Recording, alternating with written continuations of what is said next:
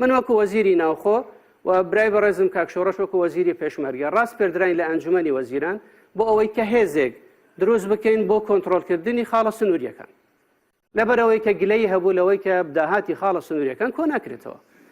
دانیشتن من و وەزیری پێشمەرگە دانیشتین هێزێکمان دروست کرد لە دەرەنجامی ئەوە بە ئێمەیان گوت کاکە ئەگەر هێز بجوولێنن بۆ کۆنتڕۆلکردنی خاڵە سنووریەکان شەڕی ناوخۆ دروست دەبێت.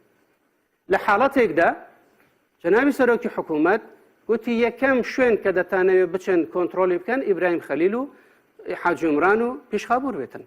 بەڵام لە بەرامبەر ئەوەدا لە سلەیمانی بە ئێمەیان گوت ئەگەر ئەم هێزە بێتە سنوورەکان شەڕی ناوخۆ دروست دەبێت. ئایا ئەمە ئەوەندە دێنێتن کە کۆنتڕۆلکردنی خاڵە سنووریەکان شەڕی ناوخۆی لێ دروست بکرێت یان دوو ئیدارەی لێ دروست ببێتن؟ ئێستا باس لە دوو ئیدارەی دەکرێت، باس لە خۆجیاکردنەوە دەکرێتن.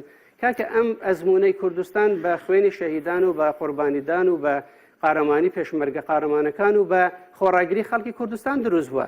من ناتوانم شوێنێک لە شوێنێک جیا بکەمەوە. بۆیە ئەم بابەتە ئێمە گرنگە برادرانی یەکێتی بەڕوونی پێمان بڵێن کێشە لەکوێیە لەگەڵ